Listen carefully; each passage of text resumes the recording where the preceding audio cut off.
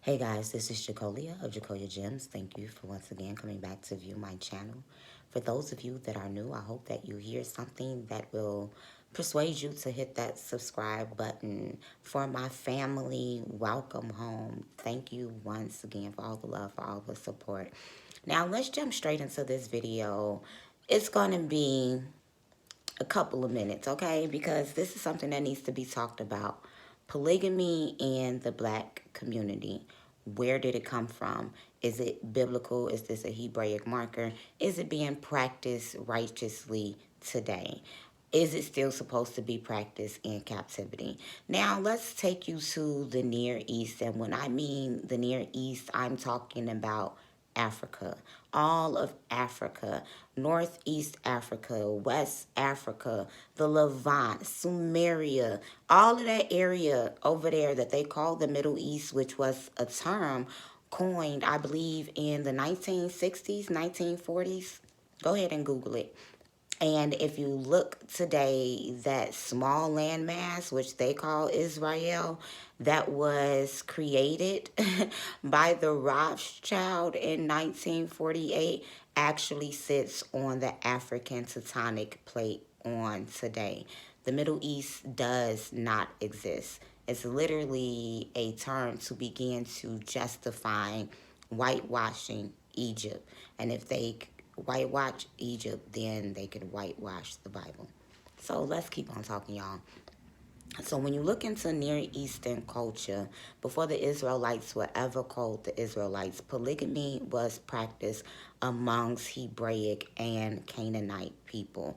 We can find proof of this in the Sumerian tablets and even in Egyptian chronology. When we look biblically about polygamy, the reason that the laws were given is because this was already a cultural marker. We can see this exhibited today continuously through the Bantu or the people, the humans, tribes in West Africa. And we can also see this who are Hebraic. We can also see this being practiced amongst the Hebraic Islamics. We can see this being practiced amongst Hebrews in India, so on and so forth. And now we see that a lot of black people in the Americas are picking up on this custom. And even when you look down into some of these Amish lands, it's because a lot of these people have Sephardic Jewish, Jew and Moorish ancestry, and their bloodline became whited out. And then you have the converts who practice polygamy as well. So when you look into the laws, statutes, and commandments that was given in Torah about polygamy, it's so that it could be practiced righteously and that the daughters of Zion would be protected. Monogamy did exist. It existed in the beginning. Is it the book of Micah, the book of Malachi, begins to talk about how if the Most High intended for Adam to have another wife, then he had enough residue left over to make him another rib. Now, when polygamy began to be practiced, we see that this took place in the seed line of Cain, through Lamech. I'm going to leave that right there, and you can do your own conclusions with that. And we see that in the book of Deuteronomy, our kings were told not to multiply wives, horses, and gold to themselves. And why is this? Because the woman has so much power. And because oftentimes, no, all the times, kingdom marriages were political. So even when you see people high up getting married, it's always political. It's always a business. And the reason being is because when a man would marry a woman from another kingdom, that automatically created a treaty of peace as well as commerce and trade between himself and that other woman. This was also a bloodline thing. And when kings began to take wives, at times they would be prisoners of wars from other nations. And the Israelites were specifically taught not to begin to multiply wives from other nations. This was a bloodline thing. This was a cultural thing. This was also a worship thing, because these women from other nations would turn the heart of our kings to other gods. So black men, you also have to think that when you are multiplying women amongst yourself, and when you go outside of yourself, that the etymology, the root, the DNA, the RNA, the customs, and the aspect of that woman is supposed to be cleansed out through ritualistic practices. This is when you have the shaving of the head, and when you have your baptisms, and then even for the men who want to become converts, they have to be circumcised, so on and so forth. There are ritualistic practices to be able to cleave on to the Israelites. Let's continue. So today, how do we see this showing up in black culture? When men have multiple baby mothers. This is a Hebraic marker. And because we are people that have been removed from our culture, we do not realize it as one. I want to tell you this, sis. If you are with a man who has baby mothers or a mother, even if he is not still romantically involved with her, actually biblically, let's just be biblical, okay? Oh, this gonna step on some toes. When a man is with a woman, biblically, and he finds some sort of displeasure with her, if she becomes barren, if she is sterile, if they have some type of issues, if he wants to bring another woman to begin to fulfill him, biblically, that first woman cannot have her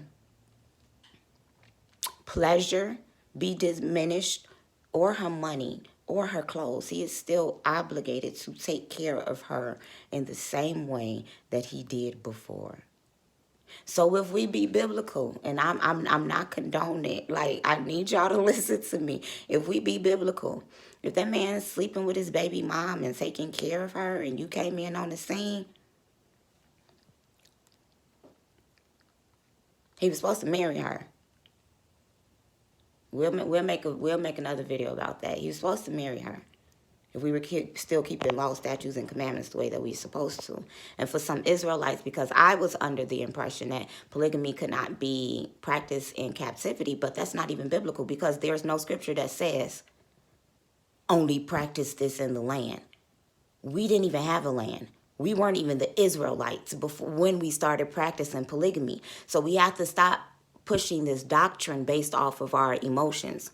And actually, if you type in Google and you type in polygamy amongst the Israelites in captivity, you will see that it was practiced, and that the Greeks or the Romans are the ones who banned us from practicing polygamy, because we were always a people that was fruitful and multiply. Now, if you're a man that took the vow to be monogamous, then that's what you're supposed to stick to. If you're a man that cannot afford to take care of multiple homes, that's what you are supposed to stick to. But when we look at men like Nick Cannon, and I saw an interview with DC Young Fly, and he was trying to explain polygamy, but he didn't want to step on any toes and let them know that he was an Israelite. He was explaining to them that no, Nick Cannon, even though he's doing it with mamzers and women that's outside of Hebraic culture, he's practicing polygamy, and he can afford to take care of these children. I met a Zulu man about a year ago, and he's a polygamist. He has 2 wives. His father had 3 to 5 wives. These men, he told me that he had over 20 homes. He had over 3 planes. We began to talk about the Israelite culture, and he told me, he said, oh, so you know. The reason that polygamy was practiced is so that a man's legacy can continue. There are times when a woman is infertile, and when you begin to read and study the oral tradition, he is supposed to be married to her for 7 years before taking another wife, and he can put her away and she would be allowed to be married, because a woman that was barren, a woman that was, barren, not sterile. Woman that was barren in Hebraic culture was looked at as being cursed. This is why you see it being such a big deal, because the legacy is supposed to continue. And that'll take us into this whole rich auntie thing too, but I'm not even finna touch that. That is, so that's one of the ways.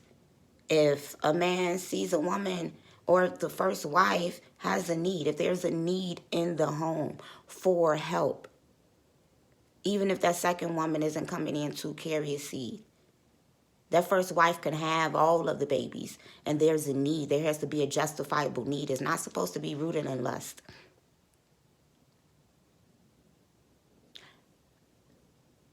I am here to let you guys know that all men are not monogamous. And majority of the men that we call cheaters have never claimed to be monogamous.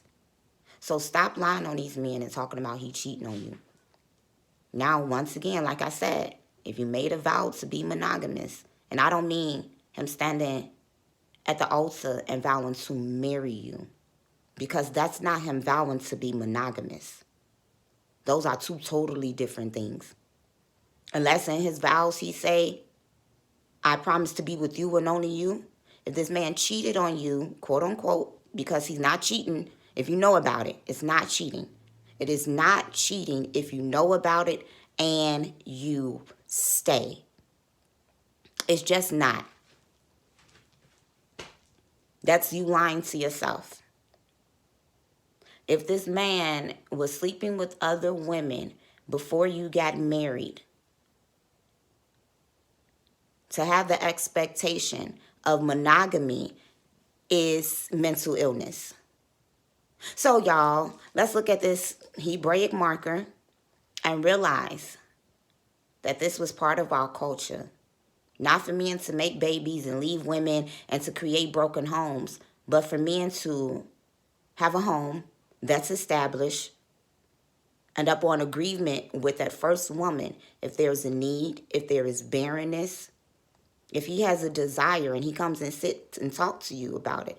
This is a conversation that's supposed to take place before the marriage ensues. You cannot promise a woman monogamy and then tell her you want to be a polygamist. That's not righteous, because it's best not to make a vow than to make a vow and then break it. That's the book of Numbers. So let's continue to learn, open up our eyes, our ears, and our hearts. And black men, if you cannot afford to equally take care of that first house and the other houses, then you just need to stop. Level up. Because it does cost to be the boss. These are Hebraic markers. This is Jacolia from Jacolia Gems. Food for thought.